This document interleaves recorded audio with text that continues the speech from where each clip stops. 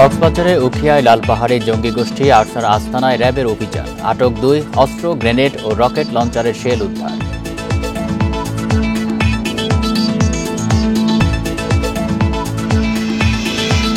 মৌলভীবাজারে ফতেপুর ইউনিয়নে 153 রোহিঙ্গার জন্ম নিবন্ধন সনদ তৈরির অভিযোগ, ইউপি চেয়ারম্যান সাময়িক বরখাস্ত।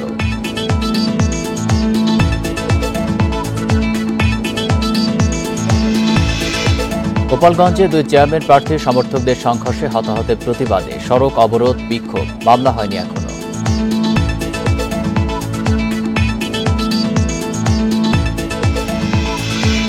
রাজশাহী বিশ্ববিদ্যালয়ে ছাত্রলীগ সহসভাপতি সহ 4 নেতাকে বহিষ্কার, সংগঠন বিরোধী কাজের অভিযোগ।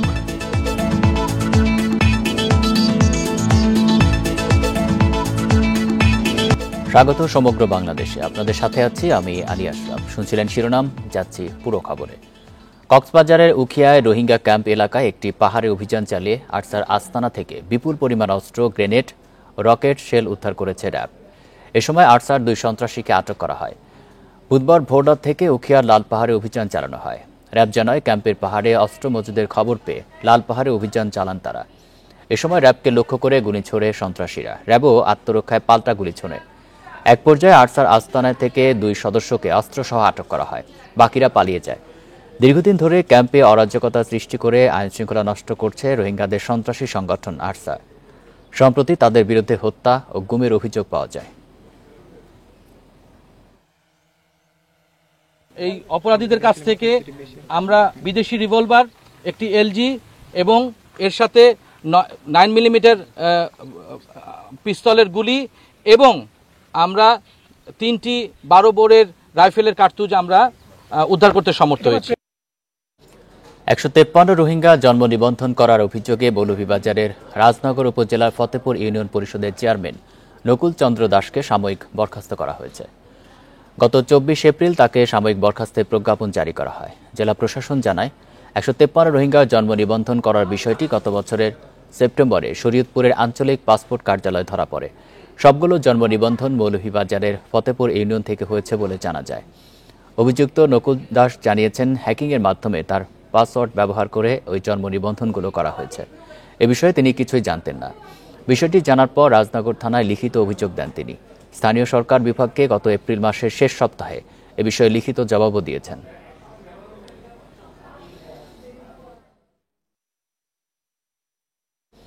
এ নিয়ে আরও জানাতে মৌলভীবাজার থেকে যুক্ত হচ্ছেন সহকর্মী তুহিনুর রশিদ। তুহিন, 153 রোহিঙ্গার জন্ম নিবন্ধন কিভাবে করা হলো, আর যার বিরুদ্ধে অভিযোগ নকুল চন্দ্র দাস, তিনি তো অভিযোগ অস্বীকার করেছেন, বলেছেন হ্যাকিংয়ের শিকার তিনি। প্রশাসনের পরবর্তী পদক্ষেপ এখন কি হবে? দেখুন, আসলে গত বছরের সেপ্টেম্বর থেকে মূলত এই যে 153 জন রোহিঙ্গার এখানে জন্ম নিবন্ধন অনলাইনে আসলে করা হয় এবং সেটি শরীয়তপুরে ধরা পড়ে পাসপোর্ট করতে যায় যখন তখনই, এবং এই বিষয়টি জানাজানির পরই কিন্তু নকুল চন্দ্র দাস সাথে সাথে তিনি থানায় একটি অভিযোগ দায়ের করেন। তার যেহেতু তার ইউনিয়নের তার পাসওয়ার্ড এবং তার যে আইডি ব্যবহার করেই মূলত এই 153 জন রোহিঙ্গাদের জন্ম নিবন্ধন করা হয়। তো আমি আসলে নকুল চন্দ্র দাসের সাথে কথা বলেছিলাম, তিনি আসলে বিষয়টি অস্বীকার করেছেন এবং তিনি বলছেন যে এটি আসলে তিনি কিছুই জানেন না, এবং এটি তিনি বলছেন যেহেতু তার এটি সার্ভারে হয়ে থাকে এবং ওই সময়ে আসলে সার্ভার অনেকটা তারা কাজ করতে পারছিলেন না এবং এটি সারা দেশেই আসলে এই সময় সার্ভার ডাউন হয়ে গিয়েছিল। এই সময়ই মূলত তিনি দাবি করছেন যে আসলে হ্যাকাররা মূলত হ্যাক করে তার আইডি পাসওয়ার্ড হ্যাক করেই মূলত এই জন্ম নিবন্ধনগুলি করতে পারে বলে তিনি দাবি করছেন। এবং তিনি জানিয়েছেন যে আসলে তার যে এখানে যে তিনি ইউনিয়ন পরিষদ থেকে যে সনদটি দেন এখানে তার স্বাক্ষর নেই, এমনটি তিনি কিন্তু দাবি করেছেন। এবং গত মাসে কিন্তু তাকে সাময়িকভাবে বহিষ্কারাদেশ দেওয়া হয় এবং এরপরই আমি কিন্তু আজকে এখানে জেলা প্রশাসকের সাথে কথা বলেছিলাম। তিনি আমাকে যেটি জানিয়েছেন যে আসলে তারা এই বিষয়টি তদন্ত করছেন এবং এখানে যেহেতু এটি সাময়িকভাবে স্থগিতাদেশ এসেছে এবং নকুল চন্দ্র দাসকে কারণ দর্শানোর নোটিশও দেওয়া হয়েছিল এবং তিনি স্থানীয় সরকার বিভাগে তিনি তার যে ব্যাখ্যা যেটি এবং এই যে বিষয়টি তিনি দাবি করছেন যে তিনি আসলে হ্যাকিং এর শিকার, সেই বিষয়টি তিনি বিস্তর ব্যাখ্যা দিয়েছেন এবং তিনি আমাকে জানিয়েছেন যে বিষয়টি নিয়ে তিনি আপিল করেছেন এবং তিনি বলছেন যে এটি আসলে ডিজিটাল যে বিষয়টি এবং ডিজিটাল মাধ্যমকে ব্যবহার করেই মূলত তিনি বলছেন এটি তার যে ইমেল পরিষদের আইডি হ্যাক করে এটি করা হয়েছে।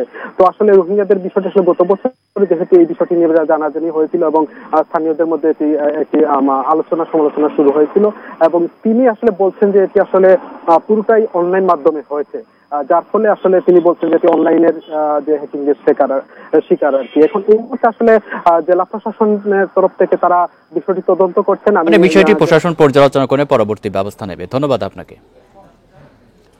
গোপালগঞ্জ সদরে চন্দ্র দিঘলিয়ায় নির্বাচন পরবর্তী সংঘর্ষে গুলিবিদ্ধ হয়ে একজন নিহতের ঘটনায় সড়ক অবরোধ করে বিক্ষোভ করেছে স্থানীয়রা।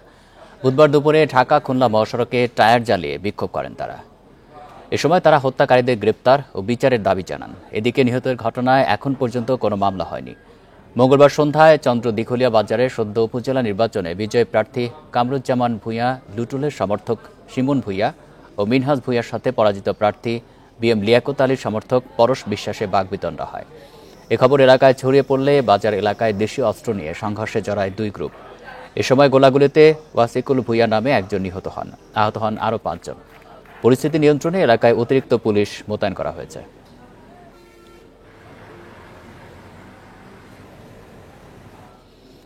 সংগঠন বিরোধী কাজের অভিযোগে রাজশাহী বিশ্ববিদ্যালয় ছাত্রলীগের সহ সভাপতি সহ 4 নেতাকে বহিষ্কার করা হয়েছে।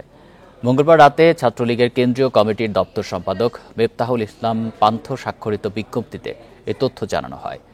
হলে দুপক্ষের সংঘর্ষের জেরে এই পদক্ষেপ নেওয়া হলো। বহিষ্কৃত 4 জন হলেন বিশ্ববিদ্যালয় শাখা ছাত্রলীগের সহ সভাপতি শাহিনুল ইসলাম সরকার ডন, যুগ্ম সাধারণ সম্পাদক নিয়াজ মোর্শেদ ও আশিকুর রহমান অপু এবং সাংগঠনিক সম্পাদক কাবিরুজ্জামান রুহুল। বিজ্ঞপ্তিতে বলা হয়, সংগঠনের শৃঙ্খলা ও মর্যাদা পরিপন্থী কাজের কারণে এই 4 জনকে ছাত্রলীগ থেকে বহিষ্কার করা হলো। একই সঙ্গে তাদের বিরুদ্ধে কেন পরবর্তী সাংগঠনিক ব্যবস্থা নেওয়া হবে না সে বিষয়ে 7 দিনের মধ্যে লিখিত জবাব দিতে বলা হয়েছে। গত শনিবার রাতে হোসেন শহীদ সোহরাওয়ার্দী হলের গেস্ট রুমে বসাকে কেন্দ্র করে সংঘর্ষে জড়ায় ছাত্রলীগের দুই পক্ষ।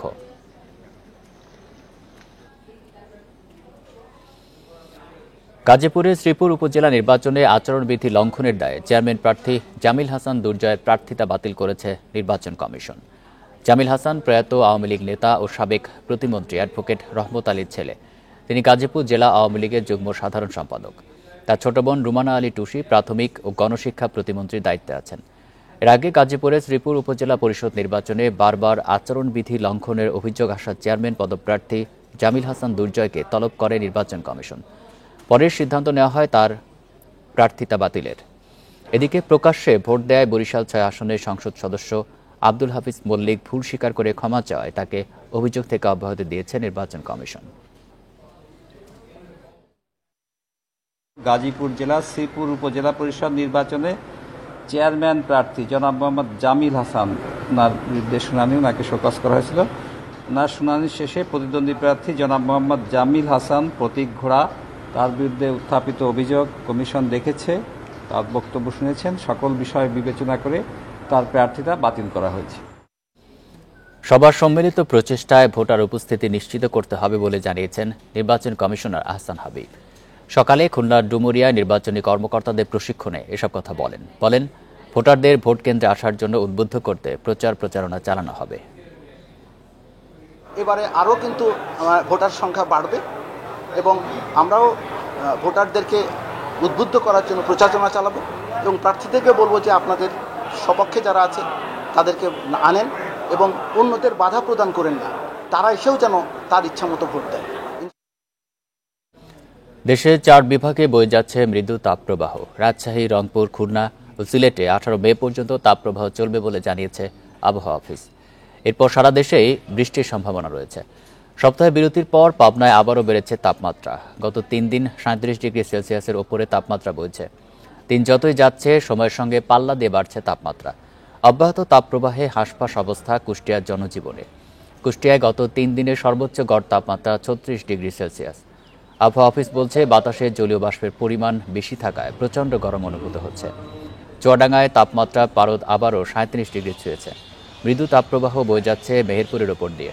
ভারী বৃষ্টিপাত না হওয়া পর্যন্ত গরম কমার সম্ভাবনা নেই।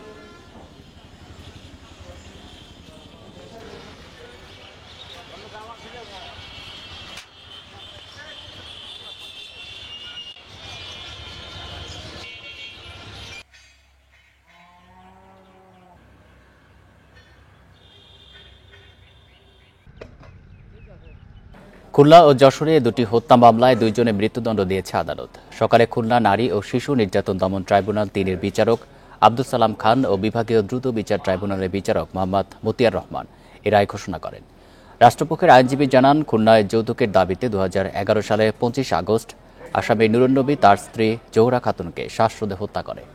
এই ঘটনায় ভুক্তভোগীর ভাই সাদ্দাম হোসেন বাদী হয়ে হত্যা মামলা দায়ের করেন। যশোরে অভয়নগরে কলেজ ছাত্র নুরুজ্জামান বাবু হত্যা মামলায় আসামি মোহাম্মদ রাজ্জাক পাটোয়ারিকে মৃত্যুদণ্ড দিয়েছে আদালত। আসামি রাজ্জাক পাটোয়ারি পলাতক রয়েছেন। মৌলভীবাজারে গণধর্ষণ ও হত্যা মামলায় দুইজনকে মৃত্যুদণ্ড দিয়েছে নারী ও শিশু নির্যাতন দমন ট্রাইব্যুনাল আদালত। জয়পুরহাটে কৃষক বুলুমিয়া হত্যা মামলায় ৩ জনের যাবজ্জীবন কারাদণ্ড দিয়েছে আদালত।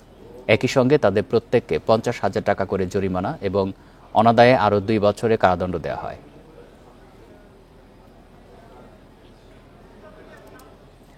নাটোর সদরে স্কুল ছাত্রীকে অপহরণের অভিযোগে একজনকে গ্রেপ্তার করেছে র্যাব। উদ্ধার করা হয়েছে অপহৃত স্কুল ছাত্রীকে। সকালে সংবাদ বিজ্ঞপ্তিতে র্যাব ৫ জানায়, কিছুদিন আগে পুকুর কাটার শ্রমিক হিসেবে কাজ করতে ওই গ্রামে যায় সোহান হোসেন। সেখানে স্কুল ছাত্রীকে প্রায় উত্ত্যক্ত করত সে। গত ৯ মে সকালে স্কুলে যাওয়ার পথে ওই ছাত্রীকে অপহরণ করে নিয়ে যায় সোহান ও তার সহযোগীরা। এই ঘটনায় স্কুল ছাত্রীর বাবা বাদী হয়ে সদর থানায় মামলা করে। এই ঘটনায় পুলিশ অভিযুক্তদের গ্রেপ্তারে র্যাবের সহযোগিতা চায়।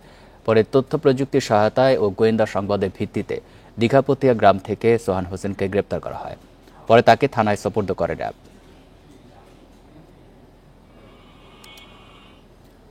মুন্সিগঞ্জে স্ত্রীকে হত্যার অভিযোগ উঠেছে স্বামীর বিরুদ্ধে। সকাল ৯টার দিকে পৌরসভার খাসকান্দি এলাকায় এই ঘটনা ঘটে। পারিবারিক কলহের জেরে হত্যা করা হয় বলে ধারণা করা হচ্ছে। স্থানীয়রা জানায়, মোহাম্মদ শাহজালাল ২ মাস আগে জিয়াসমিন আক্তারকে বিয়ে করেন। এরপর থেকেই তাদের মধ্যে পারিবারিক ঝগড়া বিরোধ লেগে থাকত। এরই জের ধরে সকালে জিয়াসমিনকে লাঠি দিয়ে পিটিয়ে হত্যা করে শাহজালাল। খবর পেয়ে মরদেহ উদ্ধার করে ময়নাতদন্তের জন্য মুন্সিগঞ্জ জেনারেল হাসপাতালের মর্গে পাঠায় পুলিশ। শাহজালাল ফৌজদারি মামলার আসামি। সে বাইরে রাখার চেষ্টা করে যে চোর হওয়ার কারণে, এবং সে কিছুদিন আগে ৬ মাস জেল খেটে বেরিয়েছে। তার নাম সাজা ওয়ারেন্ট ছিল। তো আমরা চেষ্টা করছি যে শাহজালালকে আইনের আওতায় আনার। ১৯০০ সালে পার্বত্য চট্টগ্রাম শাসনবিধি বাতিলের ষড়যন্ত্রের প্রতিবাদে খাগড়াছড়ি ও রাঙামাটি জেলায় আধাবেলা সড়ক ও নৌপথ অবরোধ পালন করেছে ইউপিডিএফ। সকাল ৬টা থেকে শুরু হয়ে অবরোধ চলে দুপুর ১২টা পর্যন্ত। অবরোধে খাগড়াছড়ির সাথে দূরপাল্লার বাস ও ট্রাক চলাচল বন্ধ থাকে। এ সময় খাগড়াছড়ি পানছড়ি, জেলা সদর, খাগড়াছড়ি রাঙামাটি সড়কের কুতুবছড়ি, রাঙামাটি সাজেক সহ বিভিন্ন এলাকায় গাছের গুঁড়ি ও টায়ার জ্বালিয়ে বিক্ষোভ করে তারা।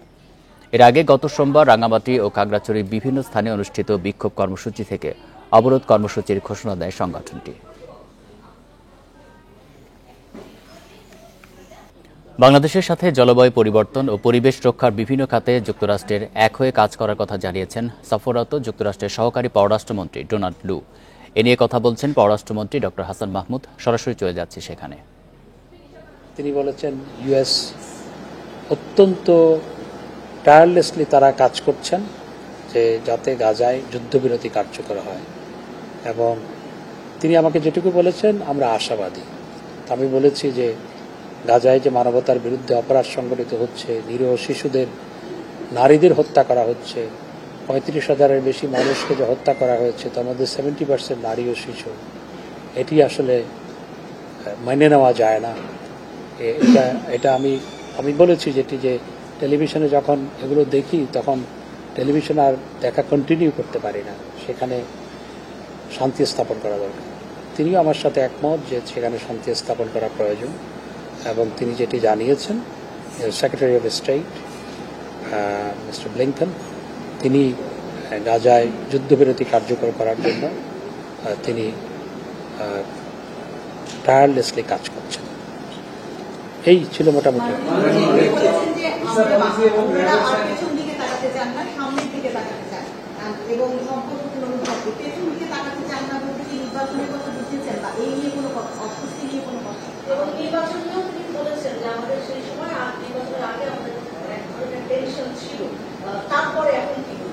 এটার সাথে একটু যুক্ত করি, সেটি হচ্ছে নির্বাচনের আগে আমাদের সাথে যে তিক্ততা তৈরি হয়েছিল তাদের, সেই জায়গা থেকে তারা বেরোতে চাচ্ছে।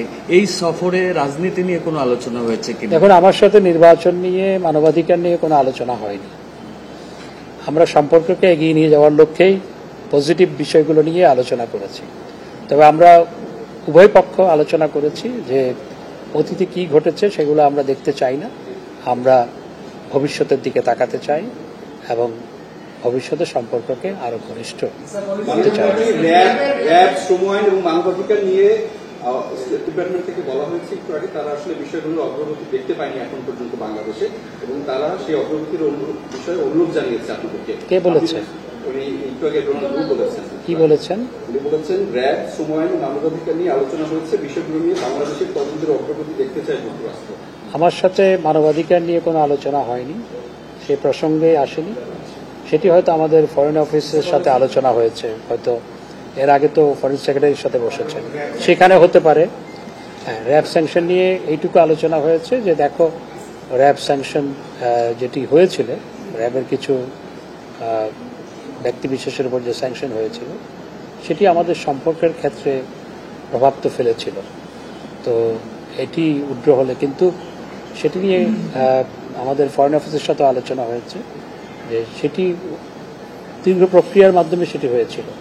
সেই উইথড্রয়ালের প্রক্রিয়াটাও একটু লম্বা, যে স্যাংশন দেওয়ার প্রক্রিয়াটাও অনেক লম্বা ছিল, উইথড্রয়ালের প্রক্রিয়াটাও একটু লম্বা। তবে এই নিয়ে বিস্তারিত আলোচনা হয়নি, এই নিয়ে শুধু এইটুকু আলোচনা হয়েছে সেটি আমাদের সম্পর্কে ক্ষেত্রে অতীতে সেই স্যাংশন আমাদের সম্পর্কে প্রভাব ফেলেছিল। আমরা সামনের দিকে এগিয়ে যেতে চাই, তিনিও একমত হয়েছেন আমরা সামনের দিকে এগিয়ে। নির্বাচনের আগে আমেরিকার সাথে যে একটা আসলে প্রকৃতপক্ষে তিক্ততার সম্পর্কের সৃষ্টি হয়েছিল, আপনি কি মনে করেন যে ডোনাল্ড লুর এই সফরের মাধ্যমে সেই সম্পর্কটা আর থাকছে না? দেখুন, এটি আপনার ভাষায় হচ্ছে তিক্ততার সম্পর্ক, আমি সেটিকে সেভাবে দেখতে চাই না। কারণ বিভিন্ন দেশের নানা কনসার্ন থাকে, তারা তাদের কনসার্নগুলো ব্যক্ত করেছিল। দেশে অত্যন্ত সুষ্ঠু, অবাধ, নিরপেক্ষ নির্বাচন হয়েছে, ভোটার পার্টিসিপেশন 42% ছিল, বা আওয়ামী লীগের অনেক প্রার্থী পরাজিত হয়েছে, এমনকি মন্ত্রীও পরাজিত হয়েছে। সুতরাং সেই নির্বাচন নিয়ে কোনো আলোচনা হয়নি। তারা আমাদের সম্পর্ককে বিস্তৃত, গভীর করতে চায়, আমরাও করতে চাই, এবং সেই লক্ষ্য নিয়ে এই সফরে তিনি এসেছেন। ডোনাল্ডের সফরটা বাংলাদেশের জন্য কতটুকু গুরুত্বপূর্ণ, আর যদি গুরুত্বপূর্ণ হয়ে থাকে তাহলে কেন? আরেকটা বিষয় যে 2019 সাল থেকে আমেরিকার সাথে জিএসইউ নিয়ে এবং আকসা নিয়ে একটা কথা চলছিল, এটা এই বিষয়ে এবারে সফরে আলোচনা হয়েছে কিনা, এই দুইটা প্রশ্নের উত্তর। এগুলো নিয়ে আমার সাথে কোনো আলোচনা হয়নি। ডোনাল্ডো এই অঞ্চলের জন্য assistant secretary of state, Bangladesh সহ এই অঞ্চলের জন্য অ্যাসিস্ট্যান্ট সেক্রেটারি অফ স্টেট, অর্থাৎ এই অঞ্চলটা তিনি দেখেন, তার সফর তো অবশ্যই গুরুত্বপূর্ণ। ধন্যবাদ। ডোনাল্ড লুর সাথে বৈঠকের পর ব্রিফিং করছিলেন পররাষ্ট্রমন্ত্রী ডক্টর হাসান মাহমুদ, আমরা সরাসরি সেখানে ছিলাম। ফরিদপুরে নকল খাবার স্যালাইন কারখানায় অভিযান চালিয়েছে ভ্রাম্যমাণ আদালত। মঙ্গলবার রাতে সদর উপজেলার কানাইপুর ইউনিয়নের হোগলাকান্তি এলাকায় এই অভিযান পরিচালনা করা হয়। নির্বাহী ম্যাজিস্ট্রেট শাহাদাত হোসেন জানান, গোপন তথ্যের ভিত্তিতে রূপা ফুড প্রোডাক্টস নামে খাদ্যপণ্য কারখানায় অভিযান চালানো হয়। এ সময় কারখানাটিতে নকল খাবার স্যালাইন তৈরি করা হচ্ছিল। পরে সেখান থেকে জব্দ করা হয় 2 লাখের বেশি নকল স্যালাইনের প্যাকেট। এছাড়াও কারখানাটিতে বিভিন্ন কোম্পানির মোড়কে শিশু খাদ্য তৈরি করে প্যাকেটজাত করা হতো। পরে ওই কারখানা মালিককে 2 লাখ টাকা জরিমানা করা হয়। সিলগালা করে দেওয়া হয় কারখানা ও গুদাম। একটু ভালো করে খেয়াল করেন, দেখতে পাবেন এটা লেখা হচ্ছে রূপা ফুড প্রোডাক্টস। তাহলে এই রূপা ফুড প্রোডাক্টসের এই স্যালাইন বানানোর অনুমোদন আছে কিনা? তাদের এটা কোনো ধরনের অনুমোদন নাই। এই যে আপনারা এত বড় গোডাউনটা দেখতে পাচ্ছেন, এই পুরোটাই অনুমোদনহীন নকল স্যালাইন দিয়ে ভর্তি। জুনে শেষ হচ্ছে পায়রা বন্দরে প্রথম টার্মিনালের নির্মাণ কাজ। আর এই টার্মিনালের কাজ শেষ হলে সড়ক পথে শুরু হবে পণ্য আনা নেওয়া কার্যক্রম। বন্দরের রাজস্ব আয় বাড়বে 3 গুণ। এটি বন্দরের জন্য একটি মাইল ফলক বলে মনে করছে কর্তৃপক্ষ। 2022 সালের 27 অক্টোবর পায়রা বন্দরের প্রথম টার্মিনালের নির্মাণ কাজ শুরু হয়। 4.5 কোটি টাকার এই প্রকল্পে এরই মধ্যে শেষ হয়েছে ওয়্যার হাউস ও টার্মিনাল ভবনের নির্মাণ কাজ। 650 মিটার দৈর্ঘ্যের এই টার্মিনালের জেটি ও ব্যাকআপ ইয়ার্ডের কাজ প্রায় 90% শেষ। সবকিছু ঠিক থাকলে জুনেই এই টার্মিনালের কাজ শেষ হবে। যে 3 লক্ষ বর্গমিটার যে আমাদের ইয়ার্ড স্ট্যাক করার কন্টেনার এবং বাল্ক কার্গো আমরা দুটোই রাখতে পারবো, এবং মাল্টিপারপাস টার্মিনাল। তো আমাদের এই কাজগুলো অধিকাংশই শেষ হয়ে গেছে। কাজেই এই অবস্থায় আমাদের এখানে 200 মিটারের বেশি জাহাজ এসে ভিড়তে পারবে।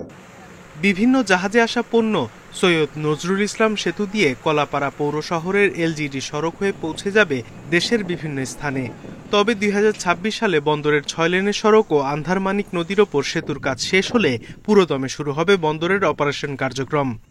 যেহেতু এটা মাল্টিপারপাস টার্মিনাল, আমরা কন্টেনার ছাড়াও অন্য যে কোনো ধরনের কার্গো আমরা এখানে আনলোড করতে পারবো। বর্তমানে যে এলজিএডি যে রাস্তাটা আছে সেটা ব্যবহার করে আমাদের কার্গোগুলি বোথ এসটিএস মানে ship to ship transfer as well as আমরা জিডিতে ট্রান্সফার করার জন্য আমরা চেষ্টা অব্যাহত রাখবো।